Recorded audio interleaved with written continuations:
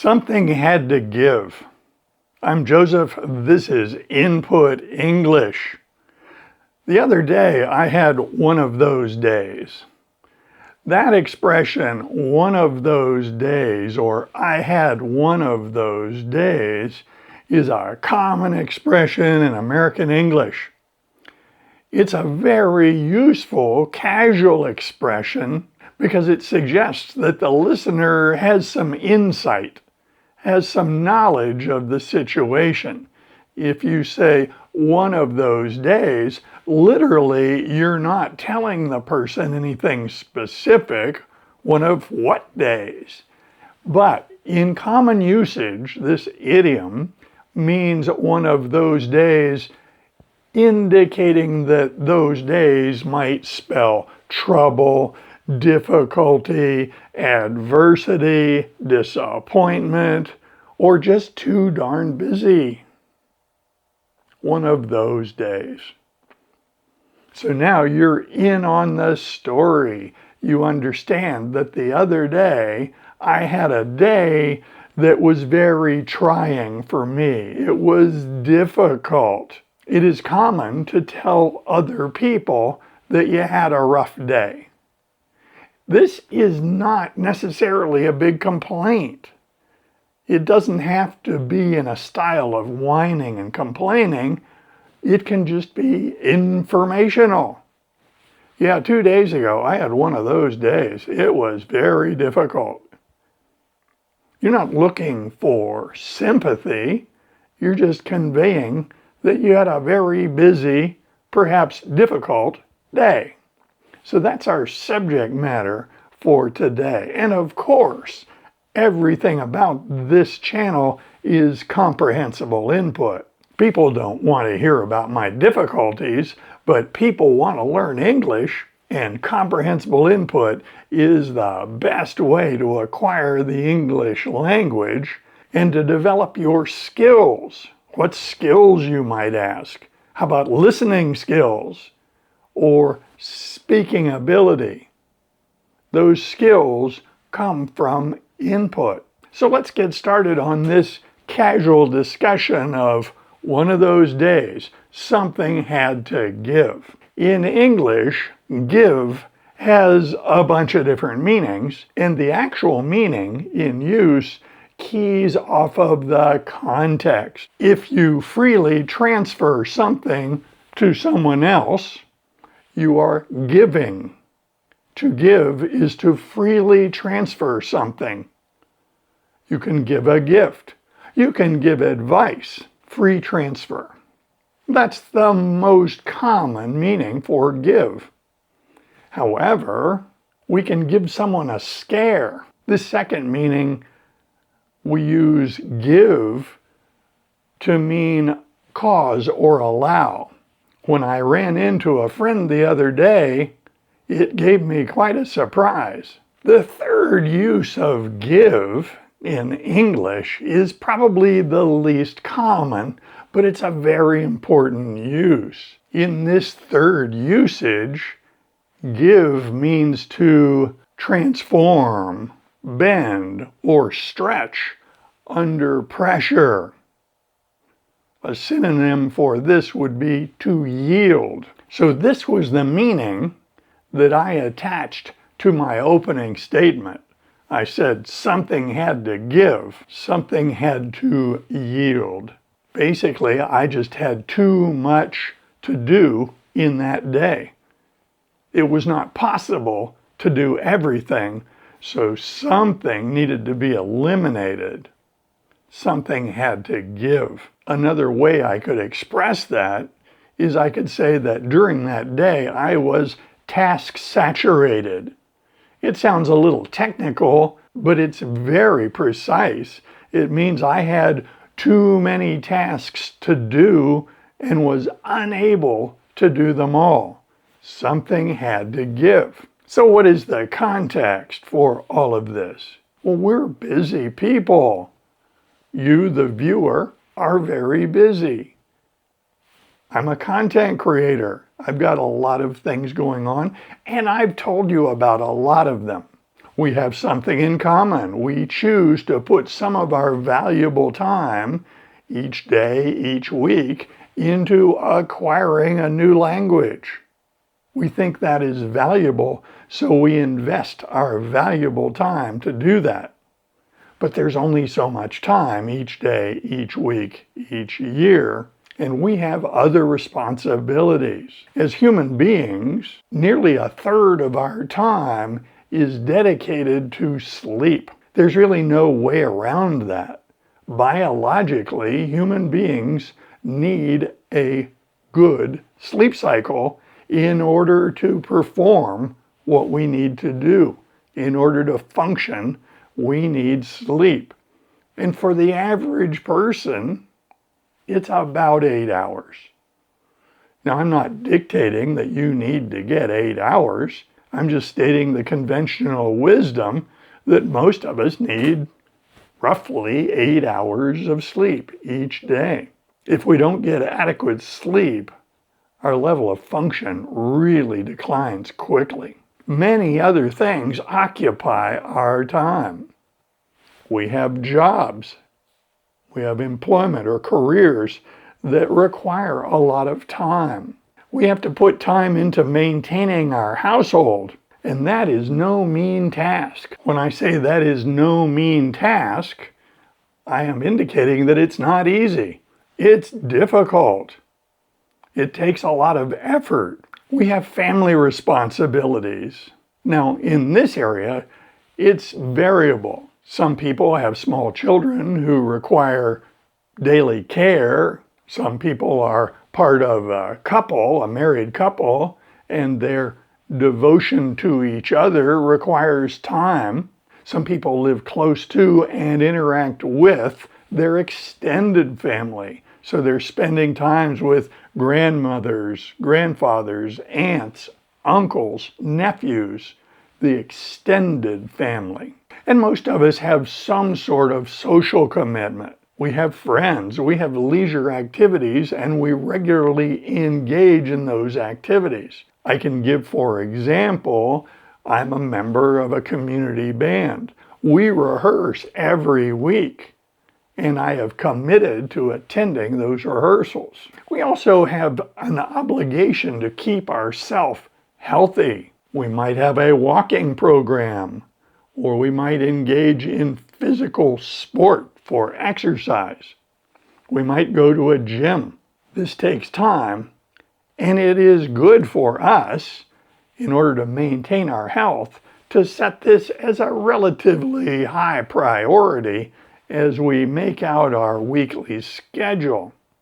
At least I think so. We also have time-consuming activities that come up from time to time. They're important, but they're not regular. They come up periodically. A visit to the doctor, a visit to the dentist, a meeting with a financial advisor, an attorney. These are usually time-consuming tasks that we do from time to time.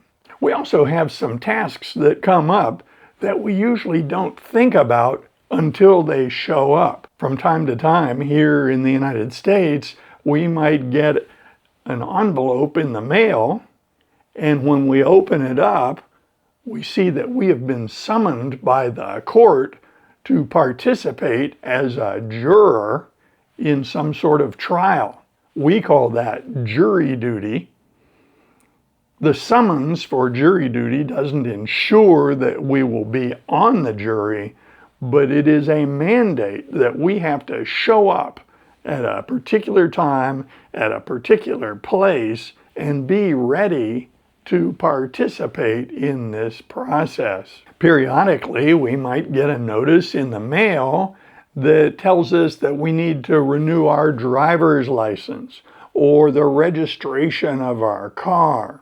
These are time-consuming activities that come up only from time to time, sporadically. I can tell you that my rehearsals with the community band are very regular. They're every Monday night. But being called for jury duty is sporadic. It happens rarely, and it is not possible to see a pattern of how often it happens. If something is sporadic, it is occasional. What else? We can have out-of-town visitors. We can make plans with friends and family that they might come and visit us, perhaps an old friend from college or a family member. I might arrange with my sister that she and her husband come and visit us. These are time commitments that we value, and they become very high priorities. And then to round things out, that is for completeness sake, I should point out that we all need some downtime. We need time to rest. We need time to daydream.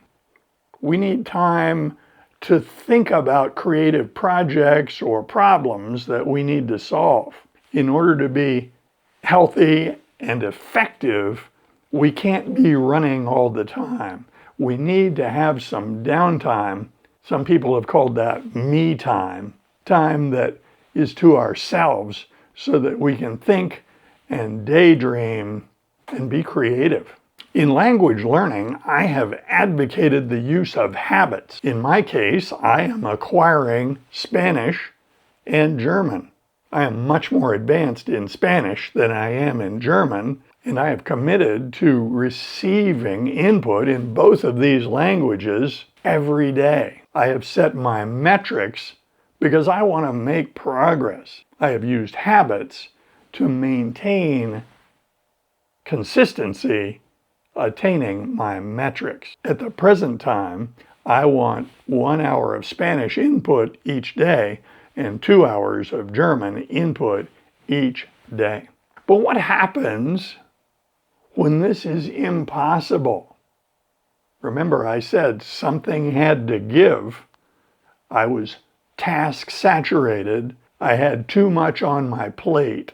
That's a very good metaphorical statement. If you have too much on your plate, it's too much to manage. We're not talking about a meal. We're talking about being too busy. The other day, I had way too much on my plate. I couldn't do it all. So if something had to give, what gave? Well, you might have noticed my usual publication schedule is Monday, Wednesday, and Friday. But for those of you who were looking for a video early on Wednesday morning, there was none. It didn't happen. I had filmed the video and I had partially edited it, but I had not had the time to complete the editing and upload it. I had not had the time to make the thumbnail and publish that video. So it published 13 hours late. Also, the busy nature of one day did not resolve in that one day. It carried over to the next day. So I found myself trying to make a thumbnail just before I had an appointment. So I rushed through the process of making the thumbnail, and there was a consequence. What happened? A misspelling. After I published that video 13 hours late, I got a very polite message in the comment section that said, "Take a look at the thumbnail." So I did, and it had a spelling error. Horrors! I corrected it.